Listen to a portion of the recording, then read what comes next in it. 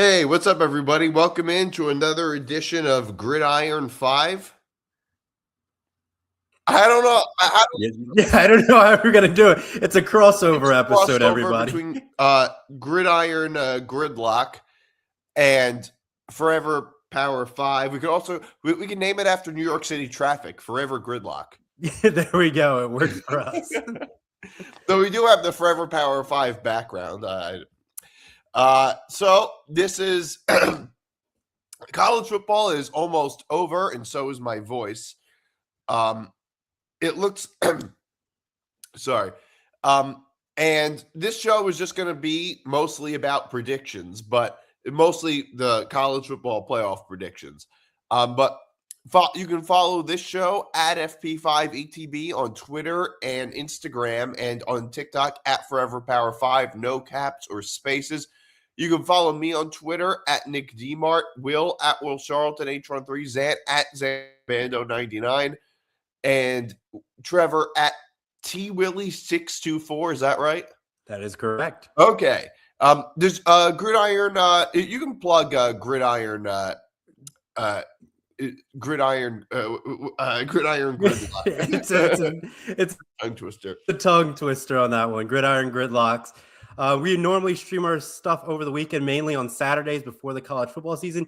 Since the college football season is starting to wrap up, we're going to start to transition, ladies and gentlemen, into the college basketball scene leading up into March Madness. So we got some good stuff coming for you guys in the new year. But first things first, we got to get through the college football season. Is there a social media account to plug? There's no social media account for it at this time, so can't really throw an ad for it.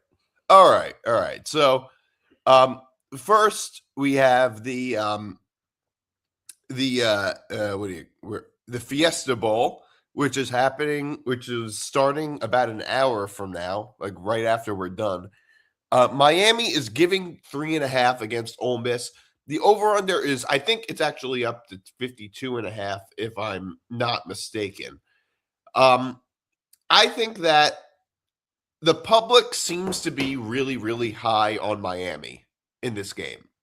It seems like everybody, I mean, look, I don't think either team has a ton of pressure on them. Neither team was supposed to be here. But I think the public is really, really high on Miami. And the public has been really, I feel like the public, ever since, it almost, I think it's in a weird way kind of similar to how the public felt about Ole Miss, Georgia. Yeah, I think it sounds like they're almost, okay, now the line, according to DraftKings, is up to 53, not the line, the over-under is up to 53.5. The over-under is going way up. Now, I will say both teams, I think both of these teams are amazing stories. Really, really great stories. I mean, Miami, they barely snuck into the playoff. They beat Texas A&M.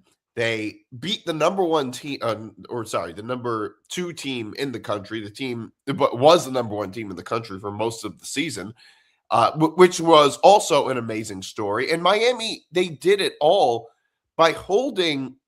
They did it mostly with their defense. They did it by winning the line of scrimmage, is how Miami did it. And I just think that what Mario Cristobal has done this year, even though I've been critical of him in the past, son of a bitch, even though I've been critical of him in the past, he's really just done a great job. And I really feel happy for all the players. For the most part, if you look at it, it's the game how they played against Ohio State. I think a lot of people knew it was going to be a defensive battle, but more people would think that Ohio State would be able to shut down Miami's offense, and it was just going to be like a case of separations and turnovers, but there was really no turnovers outside of the one pick that Ohio State threw, which kind of unraveled it. Because if you subtract that pick 6, the score would be 17-14, and Ohio State most likely would find a way to tie it. But since they don't have a field goal kicker, they would probably go up and score a touchdown, as we ended up seeing for multiple occasions throughout their playoff run. Yeah, although the flip side, though, is Miami also ended up fumbling at the goal line, and they should have scored there. So the flip side is Miami also could have won by a bigger margin. So, it kind of goes both ways with that. I mean, the thing with Ohio State is, and I'm not going to call Ohio State frauds because I think that's stupid. I think calling teams frauds just because they lose is stupid. I mean, that would be like calling 31 NFL teams frauds because only one wins the Super Bowl. Like, it just gets really stupid. But I do think Ohio State may have been a little bit of a product of their schedule, which is an issue with the super conferences. Teams having, like, there being 18 teams in the Big Ten and no real mechanism for scheduling outside of the traditional rivalries. I think that is an issue. Like, Ohio State avoided, like, all the top teams in the Big Ten in the regular season, pretty much. And I think that Ohio State was a little bit like A&M this year, a little bit, in the sense that I'm not going to say it's true, but you can reasonably argue that they were just a product of riding high on a favorable schedule. And every time Ohio State has been tested, they really have come up short this year. I mean, I don't want to make everything about Ohio State, but that's just kind of how everything kind of worked out this year. Similar thing with A&M in a weird way. Like, A&M had a few really good wins. They dominated a lot of their schedule, but like towards the end of the year, it was just like they haven't played a good game since like before Thanksgiving. And it's like, not like I said, not to harp on Ohio State, but Miami in the ACC had a train wreck of a year, and we thought they were going to get left out. Now, they're one game away from reaching the national championship game when other people saying that Notre Dame should be in over Miami. But then you have the head-to-head, the whole debate with the whole committee. It's just a large snowball effect that we're witnessing. And now, can Miami get the job done tonight and then go on possibly playing Indiana? But who knows what the other game is going to look like, because it's hard to beat a team twice in the same calendar year, going back with Oregon and Indiana. So we got really interesting games that should be close, but at the same time, like, the margin of error for these teams is basically slim to none if you're trying to win these games. Yeah, I think so too. I mean, look, I think that the interesting thing about this game is that the over-under seems a little high for a Miami game. Miami held A&M to 3 points and Ohio State to 14. So they held two very high-powered offenses to a combined 17 points. And the over-under in this game is 53.5. Seems a little high for, I think seems a little high of an over-under for a Miami game. I think that the higher scoring this game is, the more favorable it is to Ole Miss. And the lower scoring, it's much more it's much more favorable to Miami. I think for Ole Miss, I think the line is based off how Ole Miss played against Georgia and using a bias that Georgia has a solid defense, and them dropping, I think, was it like 39 points to pull out a victory in this? So that's why the line is slightly higher on the, it's going to be a shootout, but the defenses will make like a couple key stops here and there, but there's really going to be no defense if you're allowing almost a 54-point, line that we're dealing with. Well, I think Miami's defense, at least in the playoffs, has proven to be better than Georgia's defense. Agreed. Georgia does have a good defense. I think some of it is a little bit perception because that's just how we think of Georgia, but it's not the same team from 3-4 years ago. I think the thing with Georgia is, yes, they do have a good defense, though it's not as good as it once was. But but Georgia does get into a lot of shootouts. I mean, this year, against all the good teams they played, except maybe Alabama, everybody they played was a shootout, including against Ole Miss, including against Tennessee, which wasn't even that good of a team. I mean, Georgia, whenever Georgia plays a good enough offense, they end up getting into a shootout. And that's just been the case pretty much all of this year. That hasn't been the case with Miami. Like, Georgia has not been able to hold an offense like Ohio State or an offense like Texas A&M. I know they haven't played either team, but they haven't held an offense like that to just like 3 points or 14 points. That hasn't happened with Georgia. So I think Miami's defense, from the way that they're playing right now, seems to be a little better than Georgia's defense. Like, I just don't think that this game will be as much of a shootout as it was. Chances are it won't be as much of a shootout as the Sugar Bowl was. I mean, I think that the interesting thing I think the biggest issue that Ole Miss has ultimately is the coaching. That's the biggest issue. I mean, don't get me wrong. I give Pete Golding a lot of credit, and he's done a really good job so far. And he did a really good job beating Georgia. But I mean, Lane Kiffin, and I understand, it's the same team that Lane Kiffin built, but without your main play caller, that has to be eventually that's got to catch up to you at some point. On some level, I think that might eventually catch up to you. And that's my biggest concern with Ole Miss in this game, which is, all right, Miami, they at least have their head coach. Ole Miss doesn't have their head coach. But I think the most, because I look at this line, it's 3.5. It's not just a pick 'em. If I were picking straight up, I would think Miami's going to win because they more than likely will. But I think that if the ultimate X factor is going to be Trinidad Chambliss, if Trinidad Chambliss can look like he did against Georgia and make big plays the way that he did, I mean, Ole Miss, I think, has a really, really good chance to win this game outright. If Ole Miss's offense really gets going like it did against Georgia, if they run the ball well, if they do even, like, they don't even have to look as good as they did against Georgia.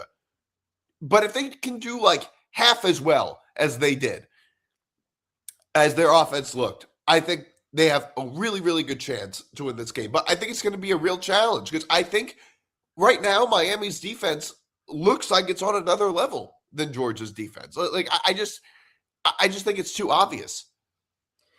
It's not like a giveaway, but at the same time, their only missing piece, like you said, Nick, is the head coaching position. And we've seen the argument before where you lose a star player, the team is not exactly the same. But when you remove the head coach, now it's like you cut off the brain, but the body's still functioning for the most part to sort of get things through. But at the end of the day, I think they're playing the underdog mentality where like everyone's counting us out. Our head coach left us when we're on the cusp of possibly winning a national championship. And to them, it's just like, let's get there, win the whole thing, make it the biggest F you out there and saying you should have stayed and finished the job. Yeah. I think that it's, I mean, look, I think it's a little bit like that. Like you said, I think it's more like, I don't think it necessarily has to be like, I don't think Ole Miss is that much worse without Lane Kiffin calling the plays. I think they're a little bit worse otherwise, but I don't think it's the equivalent of Ole Miss losing Trinidad Chambliss. I think that would be much more, like something like that would be a much bigger deal because it's still the same team that Lane Kiffin built. And most of coaching in college football is not play calling. Most of it is building the team. Like, you know, I don't think the battle between who the best and worst, the difference between the best college coaches and mediocre coaches is play calling, although that's a part of it. It's mostly the team that you build. And it's still the same team that Lane Kiffin built. So I don't think they're that much worse than they were. In fact, I think that Ole Miss looked the worst maybe in September when they were pulling off a lot of, like, when they were playing a lot of lousy teams and had a lot of close calls, like against some just like Arkansas, Washington State. I mean, that's when Ole Miss was at their worst. Right now, I think they might actually be at their best. They look I think they look better now than they did earlier in the season. Not because Lane Kiffin left, in spite of that, but right now, I think Ole Miss is actually in really, really good form right now. I think it seems like from the way that they look. The other thing is also just that Ole Miss has the least amount of pressure in this game. They have less pressure on them than Miami does. And the other thing, and the thing that was interesting to me about the Sugar Bowl is that Ole Miss, Georgia. I mean, look, Ole Miss was down 9 points at halftime. And at that point, we all kind of thought the game was over. I mean, they had this terrible clock management at the end of the first half, and where the wide receiver didn't run out of bounds, and maybe if he did, they could have kicked a field goal to maybe cut the lead down to one possession, and they just left points on the table. And at that point, we were all like, yeah, they're not coming back from this. But it was the opposite. They did to Georgia what Georgia usually does to other teams, which is coming back in the second half. Georgia won games coming back in the second half, including against some lousy teams in the SEC. It's like their second half is what saved them. I don't know what Kirby Smart's giving these players in the locker room, but like that's what Georgia has always done. Ole Miss did that to Georgia, which I thought was kind of interesting. Like they did that to Georgia. And I think that it might be a little harder to do that against Miami. It might be a little harder to do that against Miami if Miami is a little more buttoned up than Georgia right now. Because Georgia, I thought they looked really good, but this year towards the end of the year, but they were a little shaky. Yeah, but like you said with Miami, you got to button up. That defense is coming after you with pressure. The edge rushers for Miami is just going to make it such a long game. You got to get the ball out quick. Slant routes. I don't think you can even do much play action because I don't think the line's going to hold up that well. I don't know. I mean, look, Miami's been winning games with the line of scrimmage, but I'll say this. Ole Miss's offense is similar in style to SMU's offense, which gave Miami fits. Now, I'm not saying Miami's the exact same team that lost to SMU. I'm not saying they lose to SMU today if they play it on a neutral field. But it is that style of play that really is where Miami struggles. And so I think Ole Miss's offense just their style can give Miami a lot of trouble because that's really all football is. It's a matchup. It's not as simple as one team's better than the other. It's just like it's kind of a matchup thing. And I think that Ole Miss's offense can definitely, because it's a similar style to SMU's offense, but better. So I also look at it on that side too, where Ole Miss's offense, like that style, it's just not a good matchup for Miami. They'll definitely have to look at it. It might be, like you said, second half adjustments. Miami finds a way to clamp down and have a good, solid third quarter. But it's one of these games where you got to play 4 quarters of football, easy in, easy out, as cliche as it sounds. But also, can you reduce the amount of mistakes that you go in through this entire game? You don't want to get that lousy, delay of game that backs you up. Now you're 1st and 15. And now you basically are trying to catch up for the rest of the game because you got that penalty. Yeah, ultimately, this game is going to be decided by whose terms is this game going to be. And you're right. I think that certain penalties, certain just third downs are just going to have a huge impact on this game because if this game is a shootout, if there's going to be a lot of offense, Ole Miss is probably not just cover. I think they'll probably win because Miami, they win games with the line of scrimmage. They're not winning shootouts nearly as much. I mean, that's how they beat Ohio State, by running the ball really, really effectively. If Miami can run the ball really effectively and play from ahead, they're going to win. Ole Miss, I think they can play from behind. Ole Miss, I don't like if Miami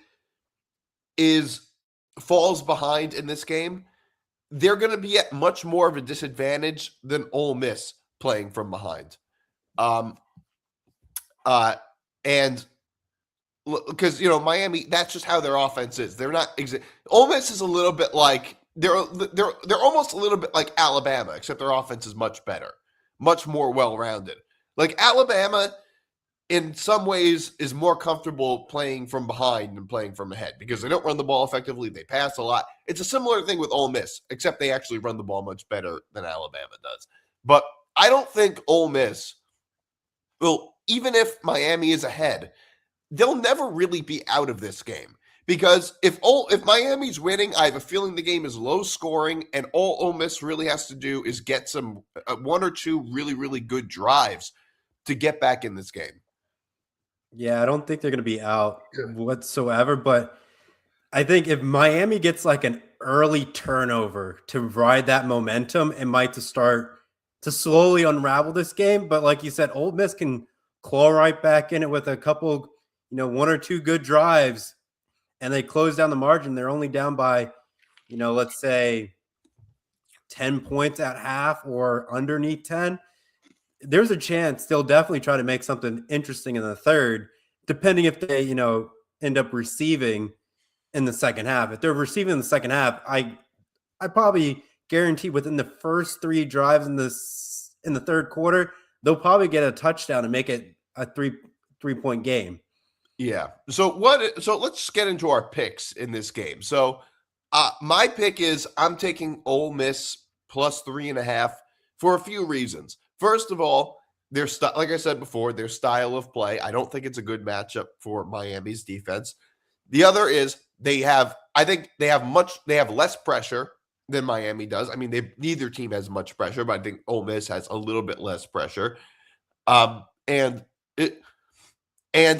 I just think that if Ole Miss, if Trinidad Chambliss looks like he did against Georgia, which I think he will, not as good maybe, but if he can play like he did against Georgia, I think Ole Miss will cover this number.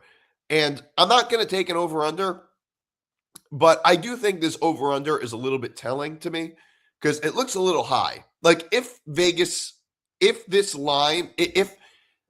the total ends up somewhere around this number, I think Ole Miss has a really, really good chance.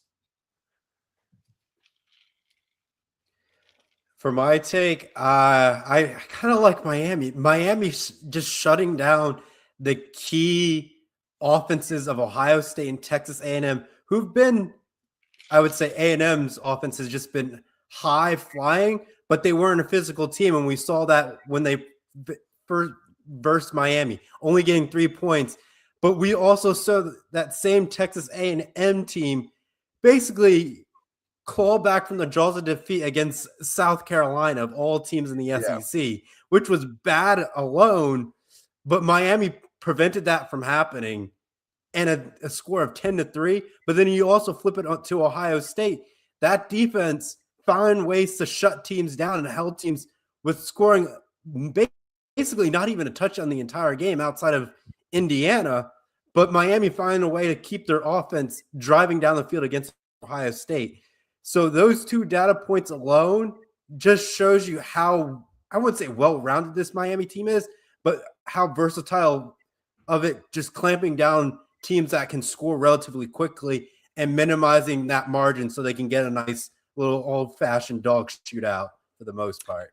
Yeah, that's a fair point. The way I see it also, though, is that, look, it was also really, really windy in College Station, and it was very, very hard to move the ball. The other is I don't think Texas A&M was really in good form at that point in the season. They built up a good resume. They had a win against Notre Dame, but like I said before, they haven't really even played a good game since before Thanksgiving. Like at that time, I don't know how good Texas A&M really was. And I also am not to take anything away from Miami. And also, I think they looked really good against Ohio State, obviously, only holding them to 14 points. But I feel like every time Ohio State played like a really, really strong defense, they were shut down this year, just like they were against Miami. And they were just riding high against a whole bunch of mediocre teams in the Big Ten. So, I think Ole Miss's offense might be on a different level right now. I mean, look, Ole Miss just put up 39 points. In fairness, really 37 because the game ended in a safety. But 37 points against Georgia. I don't know if Ohio State or A&M really could have done that at this point in the season. But, I mean, look, Ohio State has a whole bunch of really, really great players on offense. I mean, they have the most talent of any team on offense, but I don't really know about either one of those offenses. Like, I think Ole Miss right now might just be a little tougher for Miami's defense. I mean, look, maybe I'm wrong. Maybe like Miami blows them out and I look stupid. But I just, the way I see it is I feel like the public is so high on Miami and is doubting Ole Miss again, just like they doubted them against Georgia. And I'm going to go with Ole Miss again. Like, that's just how I a lot of times when the public is on one side, you just got to go with you got to opposite of the grain. All right. Peach Bowl. Oregon versus Indiana. Indiana's favored by 3.5. Not that it really makes that much of a difference anyway. Indiana minus 3.5. Now, what's interesting about this game is Indiana already beat Oregon. And people always say it's really tough to beat the same team twice in a calendar year. And that's true. But I think that's mostly true for like good teams. I don't necessarily think that's true about great teams. And Indiana is a truly great team. Truly a great team. One of the best I've ever seen. Not LSU, not Joe Burrow's LSU team, but not the 2018 Clemson team, but I think they're really up there. And if any team can beat the same team twice in the same calendar year, I would say it's Indiana. And like, since when they played each other, it's not like they're close. Like, Oregon played Indiana in the Big Ten championship game, and that data point would be so much smaller, which will drive in like you can't beat the same team, at least 3 times in the same year. But now, since it's so far spread out, you got so many more tweaks, adjustments from the last time that you played. And on top of that, Indiana was on the road and pulled it off and won by 10. Yep. So it's like, it wasn't one of those victories where it was a last second, drive to win it. They took care of business on the road, and that kind of sprungboard them up closer to being number 1 in the nation, outside of having the committee favoring Ohio State as a 1 team. But then you got the head-to-head with Ohio State, shutting them down in the Big Ten championship game. And now you got the bye against Alabama, shut them down, made it look like a clinic, 38-3. And now you're facing a team that you beat. You feel all the confidence in the world, but Indiana also has the pressure of saying, can they maintain the perfect season? And that's what's going to get into their head with their slightly inflated ego for knocking off Alabama. But I think they can do it. I think they can find a way of squeaking this one out. But like the 3.5, I think that kind of holds true. Like, the thing is look, Indiana has a really, really stingy defense. Really stingy defense. Their defense has never not shown up in any of these games. I've never seen them not show up. And like, every time they've been tested, every single time, including on the road against Oregon earlier this year. And that game wasn't even really close. They won 30-20, but it was probably even like a bigger blowout than that. And I just think Indiana is the most fundamentally sound team in college football this year. The most fundamentally sound. The 3.5 might scare me a little bit because, look, Oregon is a really, really good team. They just blew out Texas Tech 23-0. I don't know if that game says more about Texas Tech or about Oregon, probably a little bit of both. But and maybe they're going to make some crazy run like Ohio State did last year. But from the way I see it is I just think Indiana right now, until proven otherwise, I just think they're the more fundamentally sound team. They rarely make mistakes. Their defense never gives up a lot of points. They're great on both sides of the ball. And they're not a team like every other team seems to have some type of fatal flaw, whereas Indiana just doesn't. They almost seem flawless. It's also like the best story. I mean, this is a totally different story. It totally besides the point. They're also like the best story in college football right now. They've got to be. I mean, they're going to have to make movies about this Indiana team. Yeah, I think it's setting up for a perfect Hollywood script. But I think we can't forget the Penn State game where they had to do a 2-minute drive, and then their offense had like a holding penalty that backed them up and took a couple sacks, and then somehow drove the length of the field to win that game. And at the same time, that Penn State team was basically without a head coach and without a starting quarterback, and they had to do that. So it's every great team has that blip. So we're just we can't ignore it, but it's a point that we have to look at where it's like, does that happen to this game when they play Oregon, where they might start out slow, but also at the same time, Oregon does the same exact thing where they start out slow and they slowly ramp up. So we're going to get like two slowly moving freight trains coming at each other, but they're not going to pick up speed until the second half. Yeah, I think that Oregon will – one of the biggest keys is that Oregon's going to have to run the ball effectively. And they're like that's why they're so good, is because they run the ball so effectively. They might be the best running team in the Big Ten statistically. I could be wrong about that. But I think that Indiana's defense will give them a lot of trouble when they're trying to run the ball. I think Indiana's defense will give them a lot of trouble. They don't give up a lot of yardage. And that tends to be true earlier in the games because defenses tire out later in the games a lot more than the offenses do. I can see later in the game Oregon being able to run the ball a little more effectively. But if Oregon can't run the ball effectively early in the game, I think Indiana has a huge advantage. I think that Oregon might have the Indiana might have the advantage in every category. First of all, I think they're more fundamentally sound. I think they probably have a slightly better quarterback. I think they probably have a slightly better defense. I don't think they're substantially better than a team. I wouldn't say they're unequivocally better or anything like that, but I just think they have an advantage in more ways. It's like they're not even an underdog to even put it at that point. It's like they don't have the 5-star recruits. They're not flashy. It's like guys getting together saying, we can do something special at this institution that we're at. We're not a football powerhouse like the Oregons, Ohio States, Michigans, USCs, LSUs of the world. We're just guys who love the game and trying to make a statement out of it. That's all that this team is really trying to do. Yeah, and I think Indiana is, and I was talking about this on the last show, like Kurt Cignetti, has any college football coach changed the landscape of college football the way Kurt Cignetti has? I mean, you look at Nick Saban. Nick Saban he changed the landscape of the SEC. He set it up so that like coaches had almost like impossible, unrealistic standards in the SEC. Kurt Cignetti did that for the rest of college football.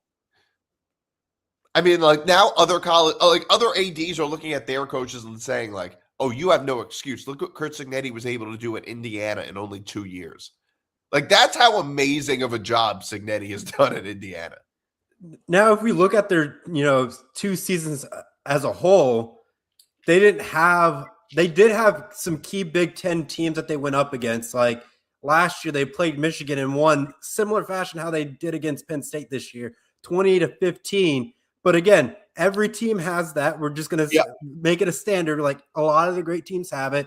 They lose to Ohio State in the shoe last year, but they beat Ohio State this year. So it's like them being on the road in that environment is tough to do. It's tough to win. But if you look at the first half of that game alone, they were right there with Ohio State. They just got beat because of talent, and they found a way to adapt and to beat Ohio State, to apply pressure, because Ohio State this year really didn't have teams that created pressure on the offense to make them play physical games or make tough decisions down the field. And on top of that, like I don't think they didn't have to face, I want to say USC last year. But now if you look at like next year, it's not an easy road for their schedule, if you're looking up to it, I think they get Ohio State again, Oregon, and Michigan. Like Michigan just got their head coach who basically coached at Utah, which is now going to be a defense of powerhouse. I wouldn't say powerhouse, but mindset going into Michigan, which they like to do. They like to run the football at you and be physical, which goes great with that coaching hire. So it's going to be very interesting if Indiana can pull something off next year after capping off whatever ends up happening this season.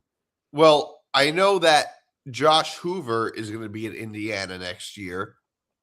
And I don't think he's Fernando Mendoza, but who knows? I mean, Fernando Mendoza wasn't Fernando Mendoza last year. So, by the way, how long has Josh Hoover been in college? It feels like he's been at TCU forever. How is he still eligible? The COVID era just throws everything out the window. You'd be like you still got years of eligibility. You have like a decade of eligibility. It's completely crazy. But yes, he will be. And Indiana last year, they were good. They were a good team, but they were not a great team. They didn't really. I think they rode high off an easy schedule, and I give them. And don't get me wrong, they blew out most of those teams, but after Curtis Rourke had his hand injury, I'm not sure they were exactly the same team. And every really good team that they played, they lost by a really big margin. They didn't even beat a 7-5 Michigan team by much. I mean, they didn't even look good against that team. This year, and going into this year, I thought it might be a similar story, but it's not. Like this year, Indiana was just on a whole nother level. And I still think there might be a little bit overlooking of Indiana because we're not used to Indiana being a relevant football team. I think the biggest thing that I wouldn't say haven't passed over, but the game when they played Illinois, dropping 63 points and holding Illinois to 10. Yeah. That is so impressive. But if you flip the script when Ohio State played Illinois, it wasn't even close. It was like 34 to 10. So like you just see how aggressive this Indiana team is. They're just hungry. They're getting after it. I don't know. It's like a perfect storm that they just ended up stepping upon. Yeah. It looks like, like they're just so. You're right. Like they've had a few blips on the radar and things like that. No team hasn't, but. If you look at the upsides of what Indiana's done this year, I just think they have the best wins in the nation. I mean, what other team has better wins than Indiana does? What team exposes their opponent's weaknesses as well as Indiana? I don't think any team does. Like there are some good teams. I think Alabama was a good team. But they couldn't expose teams' weaknesses. They were just kind of one-dimensional, and that's why Indiana blew them out. Like, they're just strategically speaking, I just don't think there's any team on the same level as Indiana. I'm not saying they're necessarily the most talented, but Ohio State's probably the most talented. But just they might be the most well-coached, the most fundamentally sound. Like just every sort of technical aspect of the game, Indiana just seems to be the best. Like I feel like the only thing that's probably going to take them out in this game outside of mistakes is like a critical injury that will probably unravel. But even still, they would find a way to somehow pull that off without a key player. But it can only go so far depending what point the injury occurs in the game. Yeah, and also, just talking about the playoffs, like before we get into our picks, why are the two semifinals games? I mean, I think I know the answer, but on a Thursday and a Friday. I mean, college football, the entire regular season was played on Saturdays. The entire regular season. And then the semifinals, we have that on a Thursday, the other on a Friday, and then the national championship on a Monday. Like this is totally ridiculous. Like the Friday is fine. A Thursday night game for a semifinals game? Imagine playing the AFC or NFC championship games on a Thursday night. I think it's to avoid the NFL. But like I can't agree with stand that. the calendar. I mean, the Monday night for national championship, I think has been there for a little bit for the last couple playoffs here and there. But Yeah. me as a fan, why am I staying up late Monday night when I could watch it on a Sunday, if not Saturday? Saturday makes the most sense because think about all the college kids that want to go out, and you Yeah. realize if my school doesn't shut down, I got classes at 2 on Tuesday, but here am Yeah. I storming my campus bar. Well, yeah, like, well, yeah, that's like, well, yeah, because obviously it's college, so the college kids there, but also I'm not even talking about that. I'm just talking about the viewer in general. It doesn't make any sense. The Super Bowl would never be played on a Monday. I mean, whenever there's a one game champion, I mean, although in basketball, college basketball, they do the same thing. They play, which makes even less sense because they're not competing with anything. In college football, I think it's obviously just because they don't want to compete with the NFL, and the NFL has just claimed all those games. For me, I don't really care. I'd rather watch the semifinals over the NFL playoffs anyway. All else, unless it's like, one game's a blowout or whatever. But all else being equal, I'll choose the college football semifinals game over the first round of the NFL playoffs. But obviously, I think they just don't want to. They want to get out of the NFL's way. It seems like, if anything, it might make more sense to play both games on the Friday and just play one right after the other. Yeah, with the whole time zone shift between West and East, I think you can do it. Yeah. Like you would have to start the East Coast game like 6:30, give or take. But then the West Coast game is like 10 o'clock. Yeah. But it's on a Friday. I think you can get away with that. Yeah. Yeah. You can get away. Yeah, you can a little more. I mean, a lot of times people complain about like, oh, these games start too late. And I just don't. I mean, I understand it if you have to. Look, I understand it if you like work really early in the morning. And I understand it on like weeknights a little bit. But I also sleep through all the 1 o'clock games, so I don't have that much sympathy. Like, I just don't care that much. I mean, that's just a lot of times people say, well, the kids have to go to bed. I mean, it's not targeted at kids. It's mostly targeted at adults who can stay up as late as they want. Yeah. I think the games would have to be like 7:15 on the East Coast and then 10:15 for like the West Coast game. And if they keep it that way, that's fine. But if they ever had the line where you had the orange and the peach that happened, then you kind of have to split up between 2 days. I don't think you can do 2 games running at the same time. Yeah. All right. So what's our official picks in this game? I'm going to go with Indiana, even though that large, I wouldn't say number, but idea trying to beat a team twice in a year is tough. It does hold true. It does have some weight, and I don't want to overlook it. But like you said, Indiana's the team that could beat a team a second time around if they had to. And I think they're right there. But also they gotta play mistake free because Oregon will capitalize on mistakes. But if they played how they've been playing against Ohio State and Alabama, they're fine in this game. Yeah. Play how they've been playing technical football, heart sound, willing to go the length of the field, 2-minute drive to win, they're fine.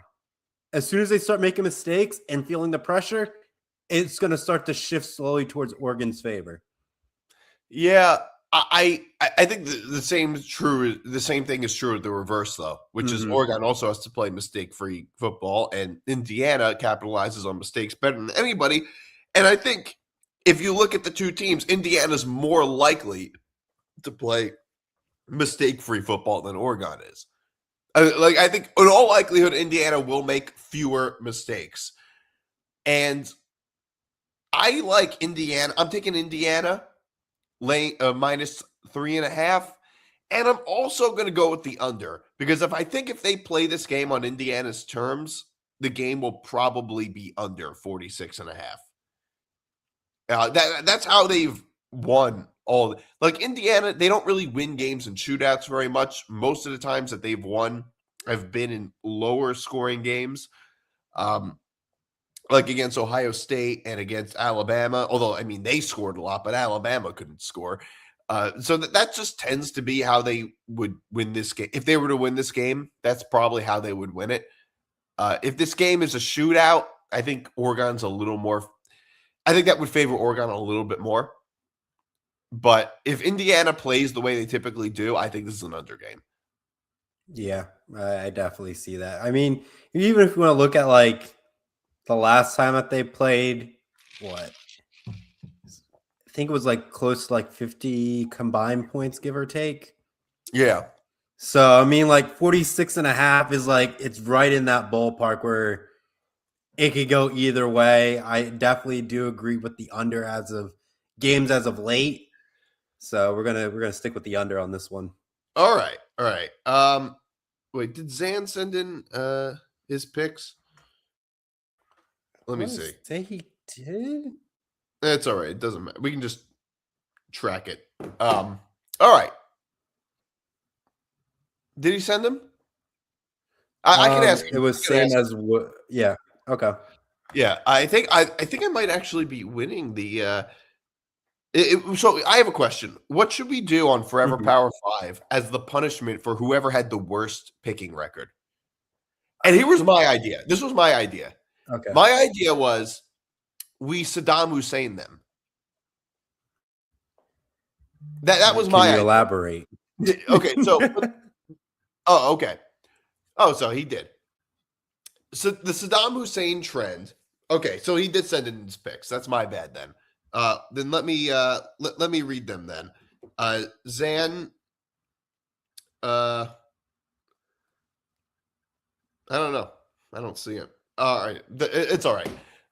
So the Saddam Hussein trend on TikTok, it's when, I don't know if you know about it. It's when like it shows the lowlights of a team or a player or a coach or something like that with Saddam Hussein music in the background. I mean, it has nothing. The music, the song itself is just an Arabic song. I think it has nothing to do with Saddam Hussein, but they show like Saddam Hussein in the background and like the lowlights of the player.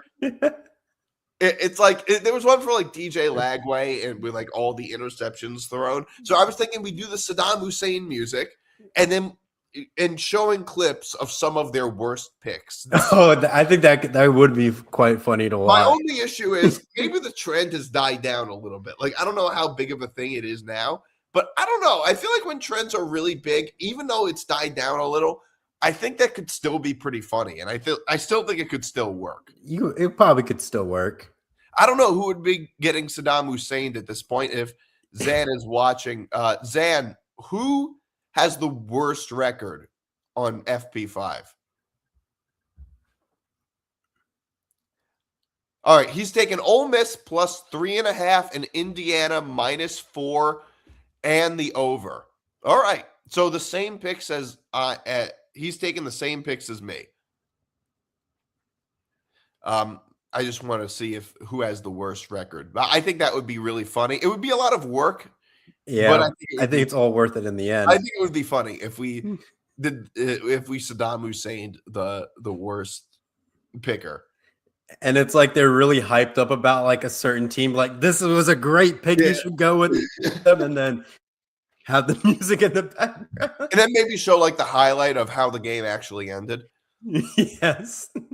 Like if it's a missed field goal off to the right. I think that's a good I think that might be a good punishment, but it's gonna take a lot of digging to find the best ones. All right, so the game I think is going to start in like 10 minutes. I think we could probably hop off now. I think we can. Yeah, I think that's enough. Thanks for tuning in, everybody. This was Forever Power 5 combined with Gridiron Gridlocks. Whose Gridiron was first? Gridiron Gridlocks or Gridiron Gurus? Gurus was first. Gurus was first. Okay. Yep. And we were just going to like keep the theme going because we're like, it's still like a football show. So we're like saying, let's just branch it off slightly to focus more on college football. All right. So I think we have one or two more FP5 shows. I'm going to be traveling next week, so I don't even know if I'm going to be able to do the pre-national championship one. maybe we'll have one or two more left. I mean, I think I can only really do one more. There's not that much more to discuss other than the national championship game after this show. So see you guys, I guess, in 1 or 2 weeks, possibly, on FP5. When's your next show? My next show will be next Saturday, leading up to the national championship game, and then maybe throwing a little bit of college hoops in there to bypass some of the time. So a nice little slowly transition into college hoops. All right, it's interesting. So your show is Gridiron Gridlocks, and it's just college football and then college basketball? Yep. The summer is going to be quite interesting because there's not much college sports. So there was talks about throwing, women's college softball in the mix. So we'll see what happens. Yeah, I don't know how you're going to do that. Yeah. The worst record is Will with 73 wins. Okay, so I have to go digging for who. I wonder what Will would think about getting Saddam Hussein. Does he have like a chance to pull it back for the remaining 3 games, or he's not in the picture of pulling it back? I don't know. Okay. I don't know. Zan's keeping track of. He could have the greatest Cinderella run where he comes from last to first. Well, at this point, that's kind of impossible. But yeah, I think I'm going to go with the Saddam Hussein trend. I think I'm going to go with that one. But yeah, all right. Thanks for tuning in, everybody. And by the way, college basketball is like, I can't get into college basketball until like late January because like I'm so preoccupied with football. I can't do it until like college football is over.